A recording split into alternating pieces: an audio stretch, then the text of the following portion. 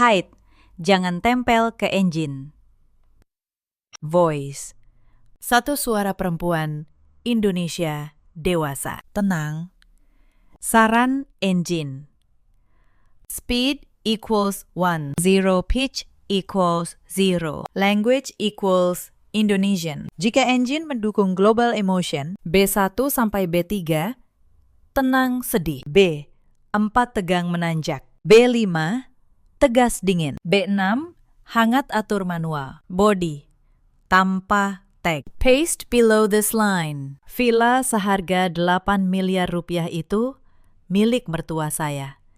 Tapi di dalamnya tidak ada satu kamar pun untuk saya. Mereka menyiapkan gudang sempit di samping toilet, lalu menyuruh saya tidur di sana. Malam itu, saya menyeret koper keluar dari gerbang tinggi villa itu. Dan keesokan paginya, ponsel saya menyala dengan 99 panggilan tak terjawab dari ibu mertua. Bukan karena beliau menyayangi saya, tapi karena tanda tangan saya ada di tempat yang sangat mereka butuhkan. Halo, sahabat.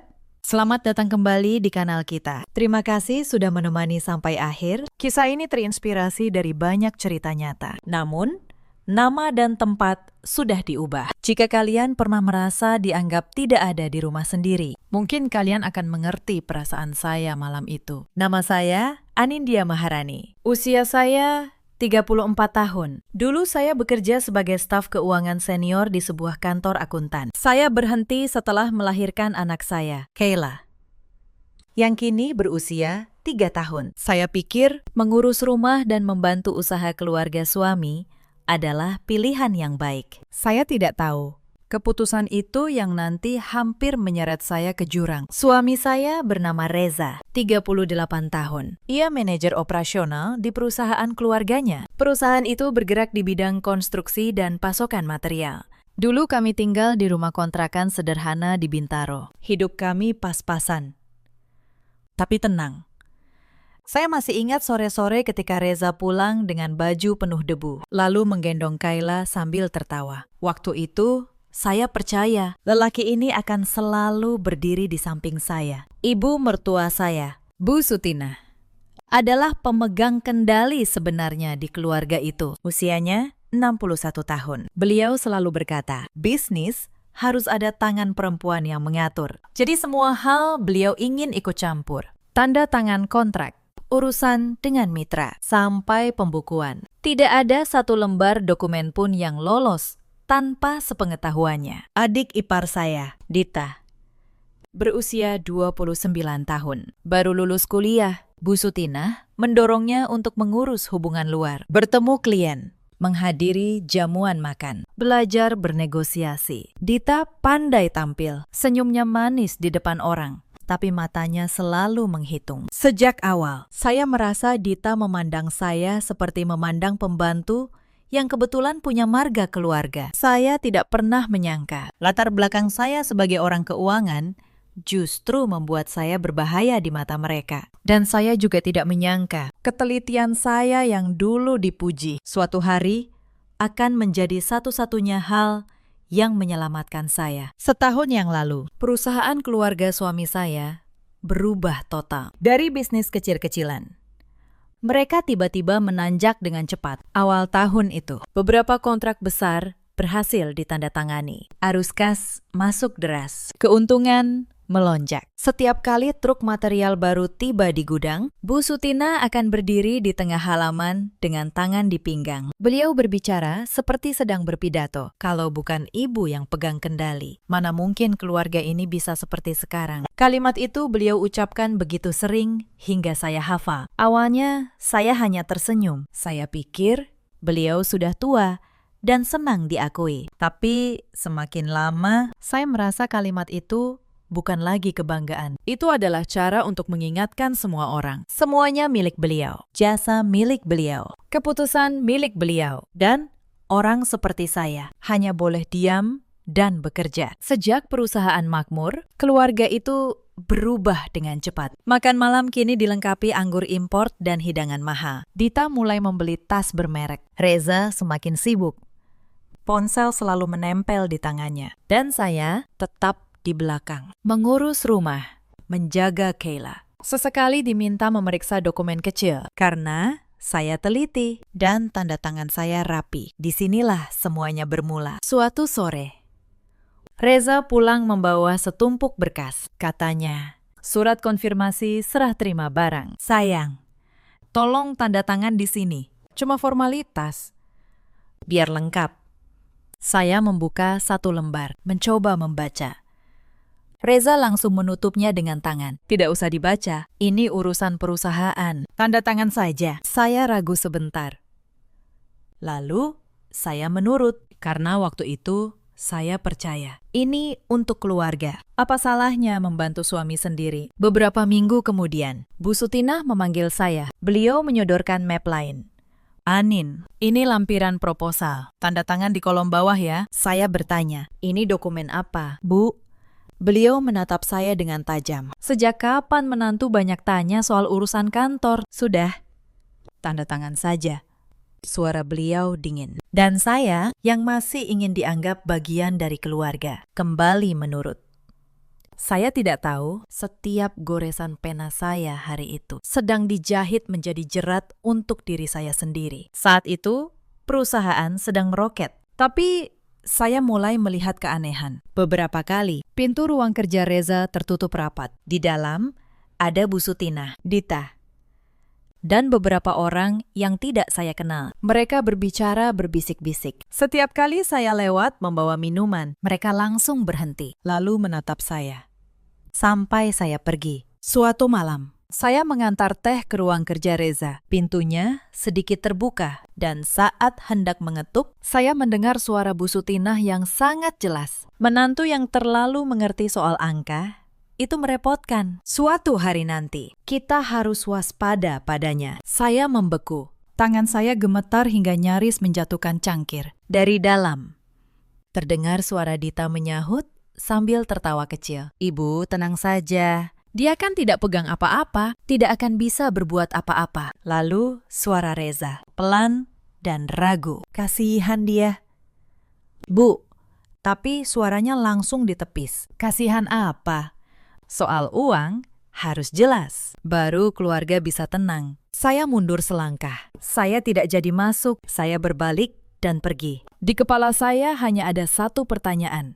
Jika saya keluarga, mengapa harus diwaspadai? Jika saya istri dari putranya, mengapa saya dianggap ancaman? Malam itu saya tidak bisa tidur. Saya mencoba menenangkan diri.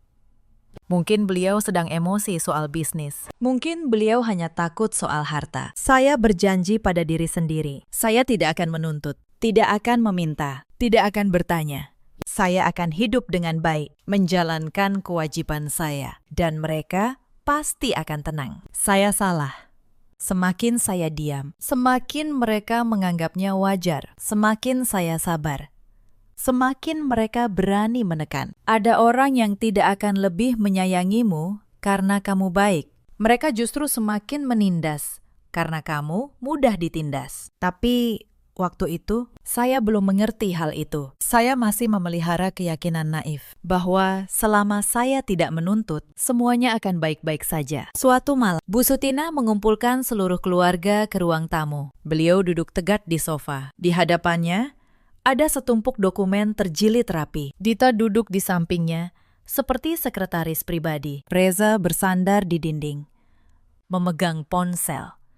Tapi tatapannya menghindar. Begitu saya keluar, Bu Sutinah langsung bicara. Suaranya seperti proklamasi. Kita sudah putuskan untuk membeli villa. 8 miliar. Tahun ini, keluarga kita panen besar. Seluruh ruangan bersorak. Telepon berdering satu sama lain. Ucapan selamat masuk bertubi-tubi. Saya ikut senang. Senang untuk keluarga. Senang untuk suami saya. Tapi kegembiraan itu hanya sesaat. Bu Sutinah menatap saya lurus, tanpa basa-basi. Uang ini hasil kerja keras Ibu dan Dita. Ibu katakan di awal, biar nanti tidak ada yang bertanya-tanya. Lalu beliau menoleh ke Dita dan tersenyum puas. Saya tertegun. Saya tidak mempertanyakan siapa yang berjasa. Saya hanya sakit dengan cara beliau bicara. Cara beliau sengaja menghapus saya dari gambar keluarga. Saya menatap Reza, menunggu penjelasan. Ia hanya bergumam. Ibu bicara begitu, biar jelas saja. Jelas untuk siapa? Saya membatin. Jelas. Agar saya tahu di mana posisi saya di dunia ini. Insiden pertama datang di hari mereka melihat rumah. Villa itu berada di kompleks tenang di Pondok Indah. Gerbangnya tinggi, jalannya lebar. Begitu masuk, Dita berlari ke seluruh penjuru. Matanya berbinar seperti anak kecil yang dapat mainan. Ia menunjuk lantai 2. Kamar utama punya Dita ya. Dita kan anak perempuan, lebih dekat dengan ibu. Bu Sutinah mengangguk tanpa bertanya pada siapapun. Reza tersenyum canggung. Dan saya berdiri di tangga. Menggenggam tali tas saya. Saya menunggu seseorang menyebut kamar untuk saya dan Reza. Tapi tidak ada. Bu Sutinah membagi semuanya dengan rinci. Kamar beliau, kamar Dita, ruang tamu, ruang kerja, ruang ibadah. Seolah dalam daftar itu, kami adalah item yang tidak ada. Malamnya, saya bertanya pada Reza dengan sangat lembut. Kita di kamar mana, Mas? Ia sibuk dengan ponselnya. Nanti saja dipikirkan. Ini kan baru lihat rumah. Saya mendengarnya, dan hati saya mencelos. Insiden kedua terjadi saat penandatanganan akta jual beli. Bu Sutinah membawa dokumen-dokumen itu ke rumah untuk disimpan. Tanpa sengaja, mata saya melirik sampul berkasnya. Saya terkejut. Nama pemilik yang tertera hanya satu. Hajah Sutinah. Tidak ada nama Reza. Tidak ada nama Dita. Tentu saja tidak ada nama saya. Saya bertanya ragu, kenapa sertifikatnya atas nama ibu sendiri? Beliau menjawab singkat, tanpa mengangkat kepala. Atas nama ibu lebih mudah. Harta di rumah ini milik ibu. Dita yang duduk di sebelahnya menambahkan kalimat yang menusuk. Kakak, kenapa bertanya? Atas nama siapapun, ini tetap rumah kita. Lagi pula, kakak kan tidak ada kontribusi apa-apa. Saya menoleh ke Reza. Ia menghindari tatapan saya, lalu berbisik. Sayang, jangan buat ibu tidak nyaman. Saya terdiam. Saya istrinya, saya berhak tahu di mana saya berdiri. Tapi malam itu tidak ada yang menjawab. Insiden ketiga adalah hari pindahan. Kerabat datang membantu. Tawa dan obrolan terdengar riuh. Saya dan Reza juga punya barang. Tapi ketika saya membawa koper dan kardus ke lantai 2, Dita menghentikan saya. Barang kakak taruh di belakang saja. Jangan dibawa ke sini, saya bertanya. Di belakang itu di mana? Ia mengangkat bahu. Di area gudang. Tinggal sementara di sana saja. Saya menoleh ke Bu Sutinah. Berharap beliau menengahi. Tapi beliau malah berkata dengan lantang di depan beberapa kerabat. Bisa tinggal ya tinggal. Kalau tidak bisa, tahu diri saja. Kalimat itu seperti hantaman palu. Telinga saya berdengung. Beberapa kerabat menatap saya. Ada yang menunduk. Ada yang pura-pura tidak mendengar. Reza berdiri di samping saya. Tangannya mengepal, tapi tetap tidak mengucapkan sepatah kata pun. Insiden keempat datang malam itu. Sekitar pukul 10.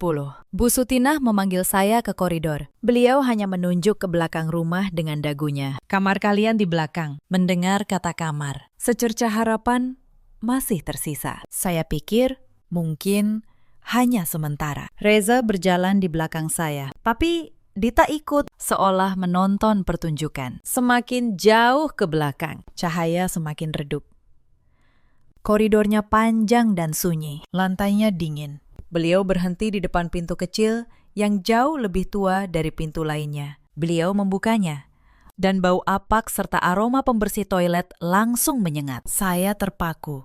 Yang disebut kamar itu sebenarnya gudang sementara, persis di sebelah toilet umum untuk pekerja. Di dalamnya ada kardus, rak besi berdebu, dinding menguning bernoda, langit-langitnya rendah, lampu neon berkedip-kedip, tidak ada jendela, tidak ada ventilasi, ruang sempit dan dingin, seperti tempat untuk mengurung seseorang agar tidak terlihat. Saya menoleh ke Reza, berharap ia berkata sesuatu. Biar Mas rapikan dulu, atau besok kita cari solusi. Tapi ia menunduk. Pandangannya kosong. Tangannya menggenggam ponsel erat, seperti pelarian. Keheningannya saat itu bukan lagi soal kesabaran. Itu adalah kepengecutan. Pengecut sampai membuat saya sakit. Dita bersandar di pintu, tertawa kecil. Tawa sinis yang terasa seperti tusukan jarum. Kakak kan sudah biasa hidup susah. Tinggal sementara di sini juga tidak apa-apa. Keluarga kita sibuk.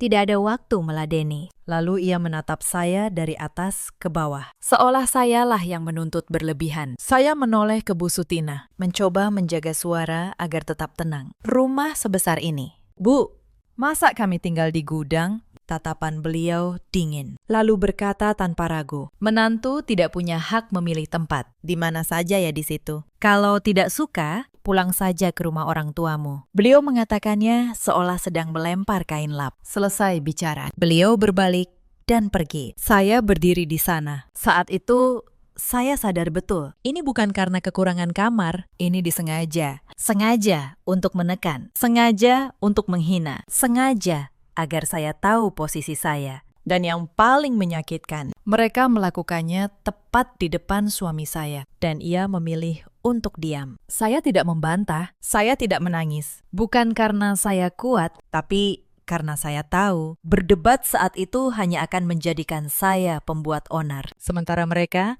akan berperan sebagai korban yang dizalimi menantu. Saya sudah cukup lama hidup di keluarga seperti itu untuk memahami bahwa satu ucapan mereka bisa mengubah putih menjadi hitam. Benar, menjadi salah. Saya melangkah masuk ke gudang itu. Saya meletakkan tas saya, memandangi lantai yang lembab, noda air di sudut, dan lampu yang berkedip. Saya bertanya pada diri sendiri, apa salah saya hingga harus berada di sini? Saya merawat rumah ini, menjaga nama baiknya, bersabar demi mereka. Dan hasilnya, sebuah gudang di sebelah toilet. Saya menoleh ke Reza sekali lagi. Suara saya tidak lagi bergetar. Menurutmu, ini pantas? Ia masih menghindari tatapan saya. Sudah, jangan dibesar-besarkan. Ibu sedang lelah. Sabar beberapa hari. Beberapa hari. Saya mendengarnya dan tertawa dalam hati. Tawa tanpa suara. Saya mengerti. Beberapa hari hanyalah cara memperpanjang penderitaan saya. Karena jika saya bisa bertahan hari ini, mereka yakin saya akan bertahan besok. Dita tiba-tiba menyahut. Suaranya kasar. Kakak, jangan sok jadi korban. Kalau numpang hidup di rumah ini, ya terima saja. Kakak pikir kakak ini nyonya besar. Kalimat itu adalah tetes terakhir. Saya berdiri diam beberapa detik, tidak bereaksi. Tapi sesuatu di dalam diri saya patah. Bukan harga diri saya, melainkan kepercayaan tipis yang selama ini saya pertahankan. Saya tidak berkata apa-apa lagi. Saya menarik koper saya keluar. Roda koper berderit di lantai marmer. Suaranya terdengar jelas di keheningan malam. Saya melewati koridor panjang, melewati ruang tamu yang luas. Tempat tadi sore masih penuh tawa. Kini hanya menyisakan bau anggur samar dan dinginnya barang mewah tanpa jiwa. Saat melewati tangga, saya bertemu Bu Sutina. Berdiri seolah sudah menunggu, melihat koper di tangan saya. Beliau menyeringai. Benar-benar mau pergi. Saya menjawab singkat. Iya. Beliau tertawa sinis. Pergi ya, pergi. Jangan besok-besok kembali sambil menangis. Saya menatapnya. Untuk pertama kalinya, saya tidak lagi merasa takut. Saya hanya mengucapkan satu kalimat, sangat pelan. Saya tidak akan menangis. Saya hanya pergi dari tempat yang tidak menganggap saya manusia. Reza berlari menyusul hingga ke pintu. Sayang, tenang dulu. Kita bicara di kamar. Saya menoleh padanya. Saya tidak berteriak. Saya hanya bertanya, kamu mau bicara denganku? Atau kamu ingin aku tetap di sini agar keluargamu tenang? Ia terpaku. Bibirnya bergerak, tapi tidak ada suara. Keheningannya adalah jawaban yang paling jelas. Saya menarik koper saya dan melangkah keluar dari gerbang villa itu. Angin malam menerpa wajah saya, terasa dingin. Tapi anehnya, hati saya terasa ringan. Seolah baru saja menurunkan beban yang terlalu lama saya pikul. Saya tahu, saya baru saja meninggalkan rumah yang indah. Tapi saya sedang menyelamatkan harga diri saya. Saya sampai di rumah orang tua saya larut malam. Ibu saya, Bu Asih, membuka pintu. Melihat koper di tangan saya, beliau hanya bertanya pelan, "Ada apa lagi?"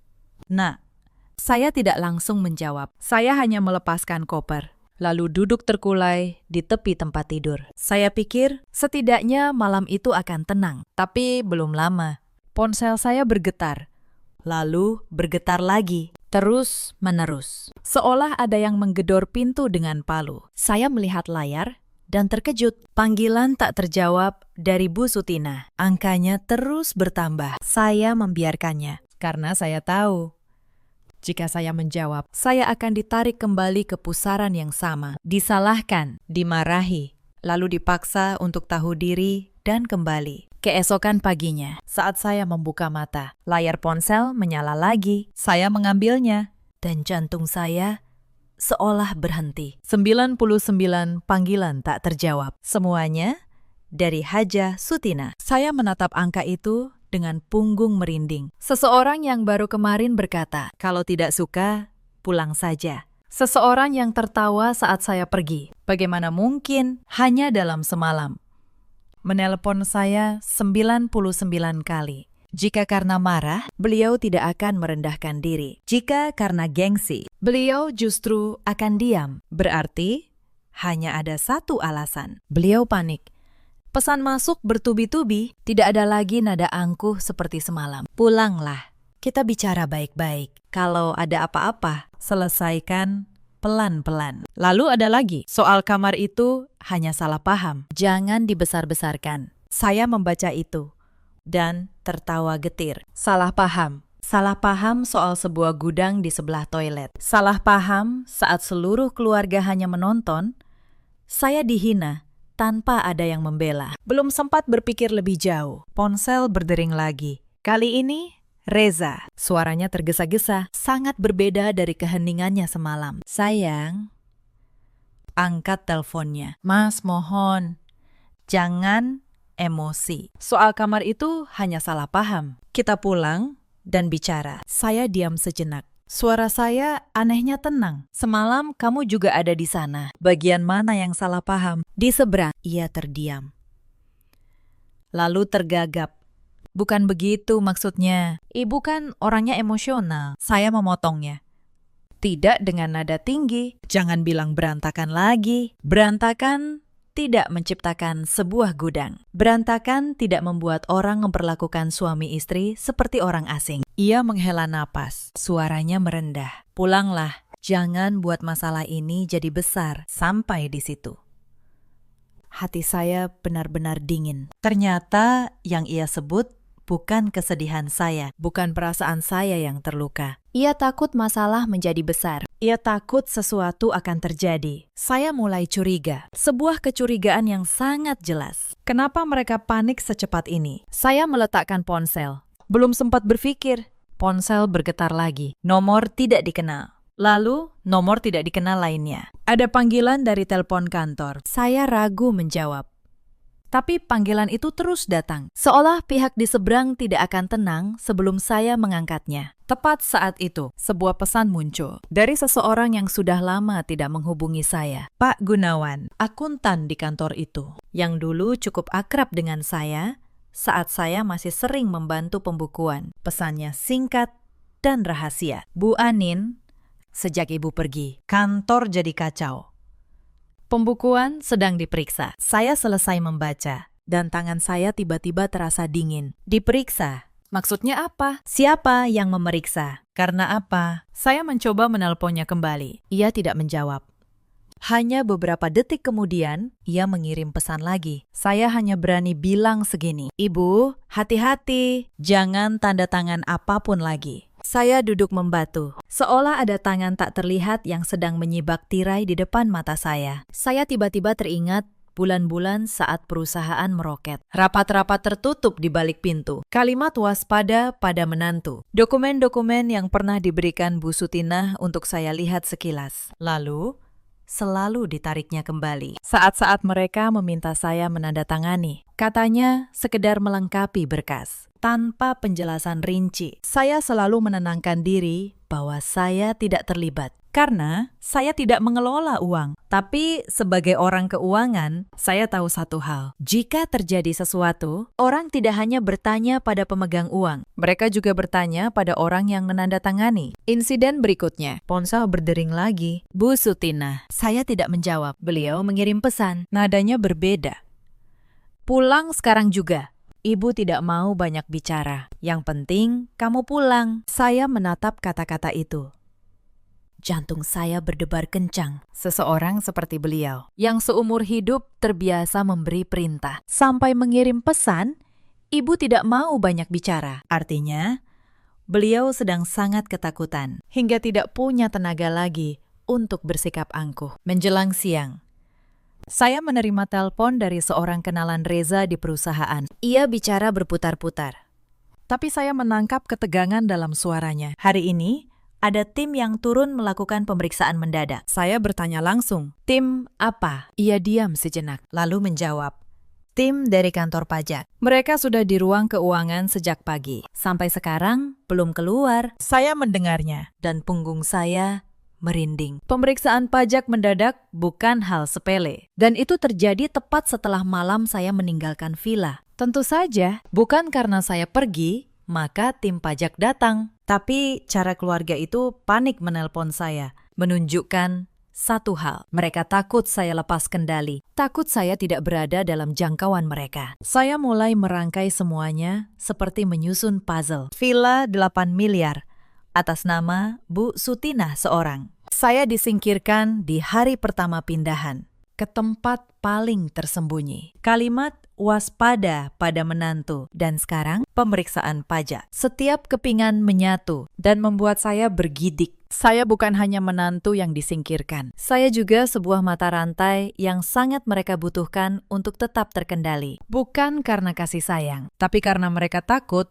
saya lepas dari posisi di mana saya bisa dimanfaatkan saat dibutuhkan. Saya tidak bisa lagi duduk diam. Saya memang bukan orang yang suka ikut campur urusan bisnis. Tapi jika saya terus diam, bisa jadi saya akan dijadikan kambing hitam tanpa saya sadari. Saya berkata pada diri sendiri, jika saya tidak melakukan kesalahan, saya tidak perlu takut. Tapi saya juga tidak bisa naif dan percaya orang akan memperlakukan saya dengan adil secara otomatis. Pagi itu, saya mengenakan pakaian sederhana, topi dan masker.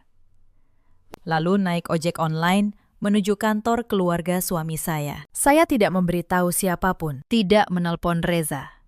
Saya hanya ingin melihat langsung bagaimana situasinya. Semakin dekat ke lokasi, hati saya semakin berat. Kantor yang biasanya ramai dengan suara truk dan karyawan. Hari itu suasananya sangat berbeda. Satam berdiri lebih tegap, wajahnya tegang.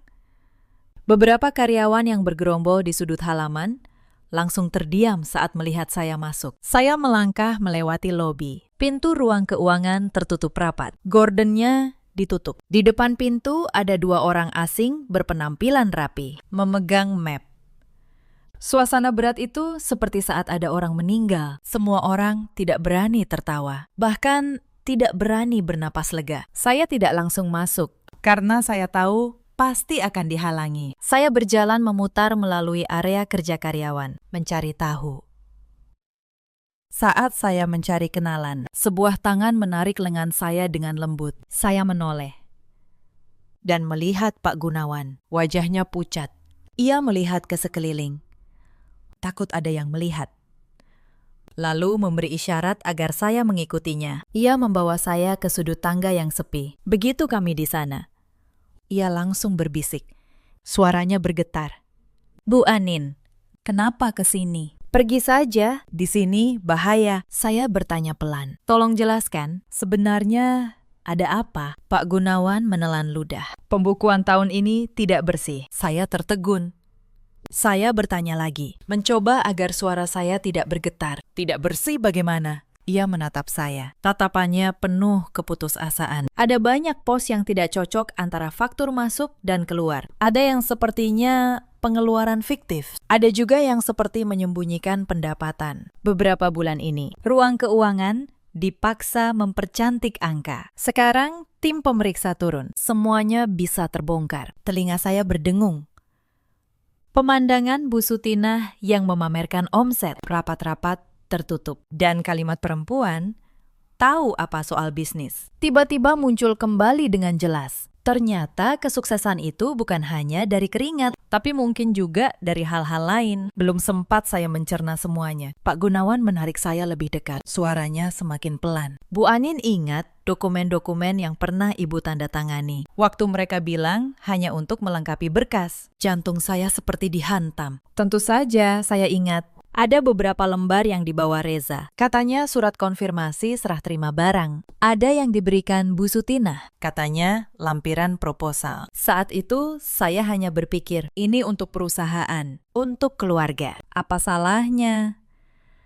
Tapi sekarang, mendengar Pak Gunawan mengingatkannya, punggung saya terasa dingin. Saya bertanya dengan suara nyaris hilang. Apa ada hubungannya dengan saya? Pak Gunawan mengangguk sangat pelan, lalu berkata seperti berbisik. Ada beberapa berkas yang mencantumkan nama Ibu. Seolah-olah Ibu menjadi perantara untuk beberapa transaksi. Saya tidak tahu sejak kapan mereka melakukannya. Tapi memang ada dokumen atas nama Ibu. Kaki saya terasa lemas. Saya berpegangan erat pada railing tangga agar tidak jatuh. Di kepala saya saat itu hanya ada satu pikiran. Jika mereka sudah berencana untuk waspada pada menantu, berarti mereka juga sudah merencanakan untuk mendorong menantu menjadi tameng. Tepat saat itu, suara sepatu hak tinggi terdengar dari koridor. Dita muncul. Ia tidak lagi terlihat percaya diri seperti saat pesta. Lapisan bedak tidak bisa menutupi lingkaran hitam di bawah matanya. Tapi, begitu melihat saya, ia langsung bersikap defensif. Seperti kucing yang terancam. Siapa yang mengizinkan kakak ke sini? Saya menjawab, tenang, saya datang mencari suami saya. Dita tertawa sinis. Tapi, senyumnya aneh. Suami kakak sedang sibuk. Pulang saja.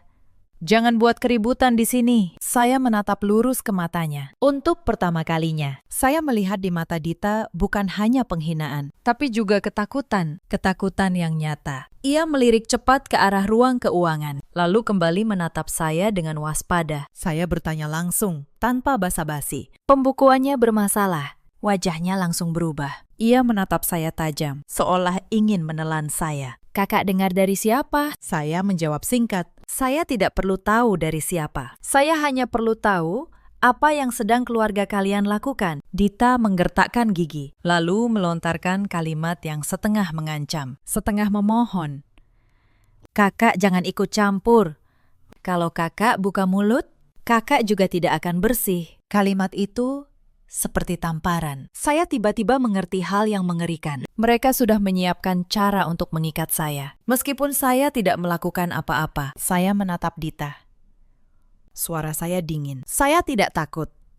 Saya hanya takut menjadi bodoh. Ia hendak bicara lagi, tapi pintu ruang keuangan terbuka. Salah satu tim pemeriksa keluar. Tatapannya menyapu kami. Dita langsung menarik saya menjauh, berbisik cepat.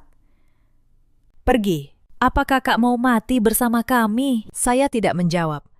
Saya hanya menatap sekali lagi ke koridor panjang, di mana para karyawan menunduk bekerja dalam kecemasan. Lalu saya berbalik dan keluar dari kantor. Hati saya seperti batu, dan saya tahu badai yang sebenarnya baru saja dimulai. Meninggalkan kantor hari itu, saya tidak langsung pulang. Saya mampir ke sebuah warung kecil, duduk di sudut yang tersembunyi, memesan es teh, sekedar alasan untuk duduk. Pikiran saya kacau. Saya bukan ahli pembukuan kelas tinggi, tapi saya pernah bertahun-tahun menjadi staf keuangan. Saya tahu bagaimana sebuah jerat dokumen dirakit, dan saya mulai mengerti. Masalahnya bukan lagi soal gudang. Di balik villa 8 miliar itu, ada sesuatu yang jauh lebih besar, dan saya berisiko terseret ke dalamnya. Tepat saat saya termenung, ponsel saya bergetar. Nomor tidak dikenal. Saya ragu, tapi firasat mendorong saya mengangkatnya. Di seberang, suara seorang pria paruh baya terdengar. Bicaranya cepat,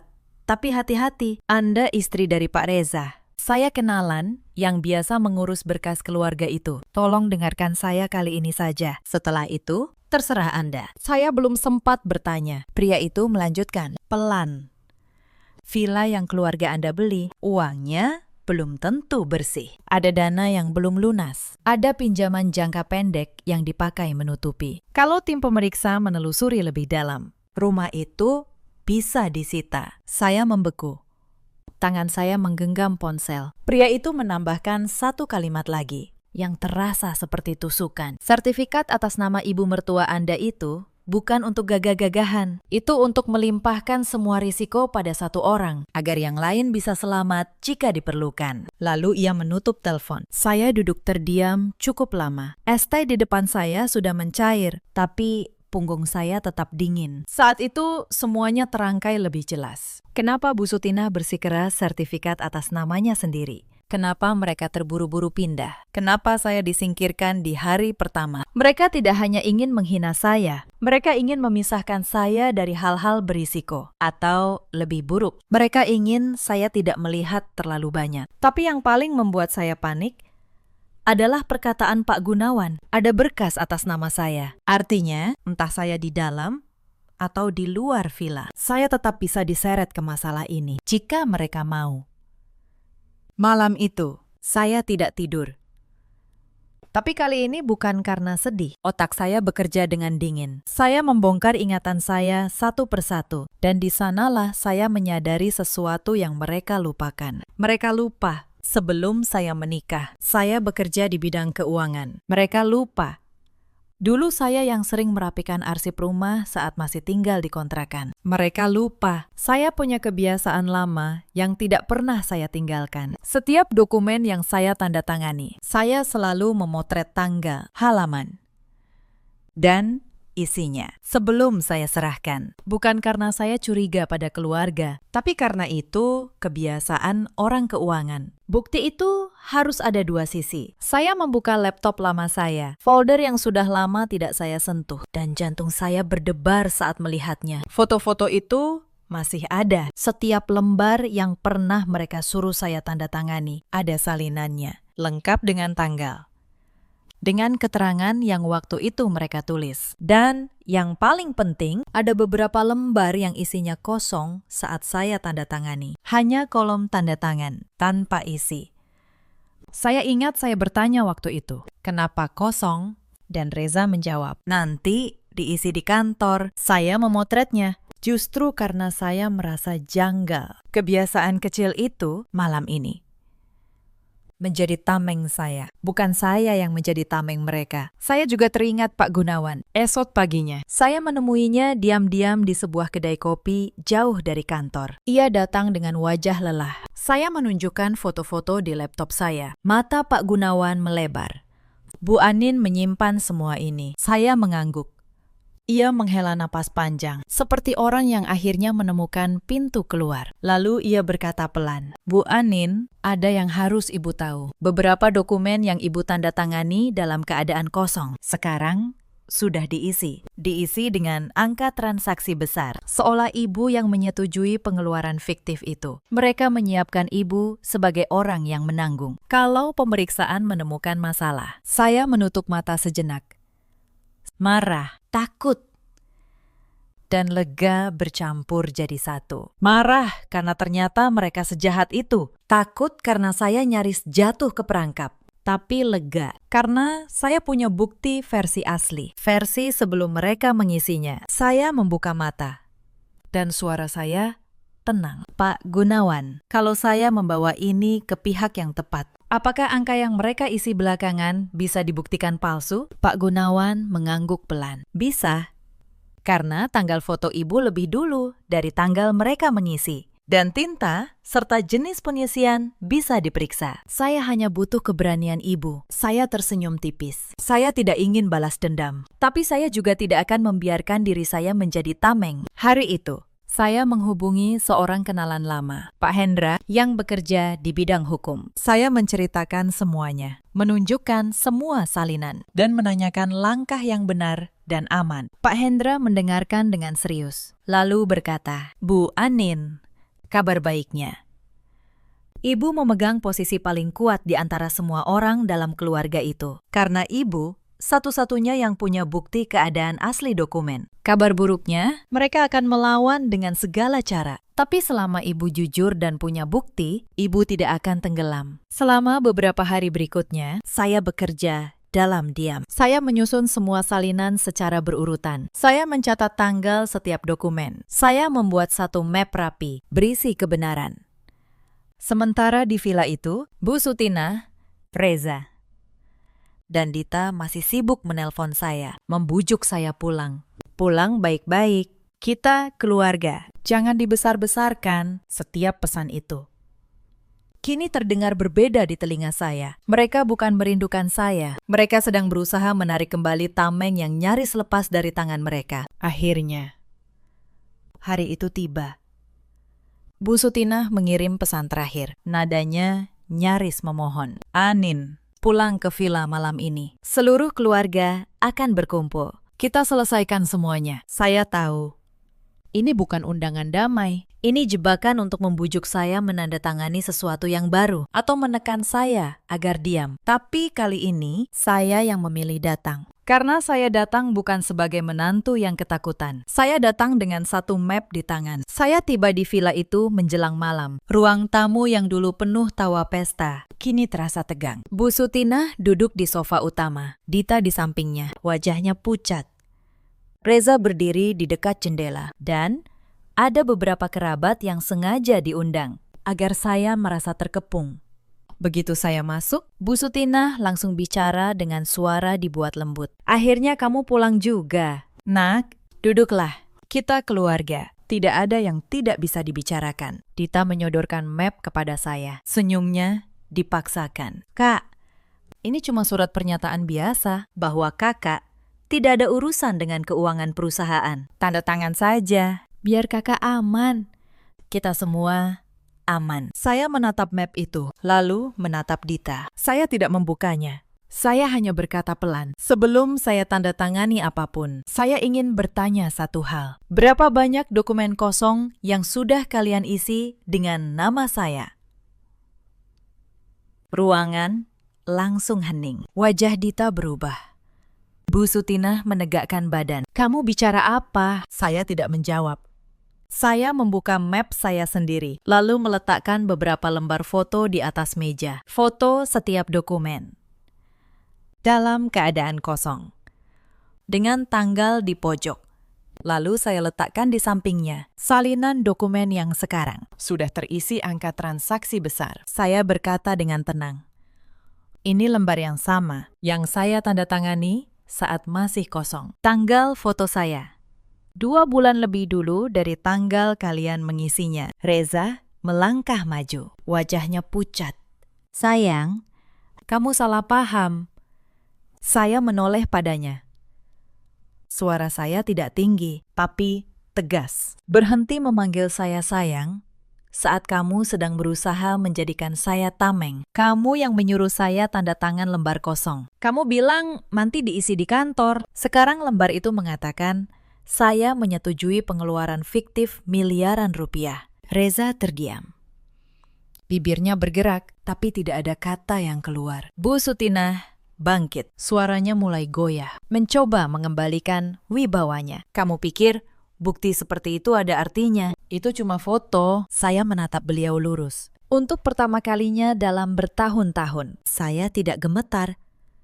Bu, dulu saya bekerja di bidang keuangan. Saya tahu satu hal yang ibu lupa. Setiap dokumen punya 2 sisi, yang ibu pegang dan yang ditanda tangani. Saya selalu menyimpan sisi saya dan foto bertanggal, jenis tinta, serta urutan pengisian. Semuanya bisa diperiksa secara resmi. Dita tiba-tiba berteriak, "Kakak mau menghancurkan keluarga ini." Saya menoleh padanya.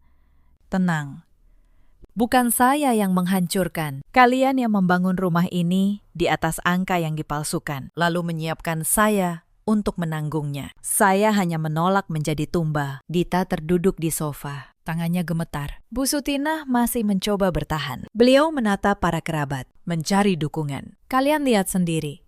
Menantu durhaka ini mengancam keluarganya sendiri. Tapi kali ini kerabat yang dulu menunduk kini menatap beliau dengan ragu. Salah seorang paman tua berdiri. Suaranya berat. Sutina, kalau benar ada tanda tangan yang dipalsukan, ini bukan urusan keluarga lagi. Ini urusan hukum.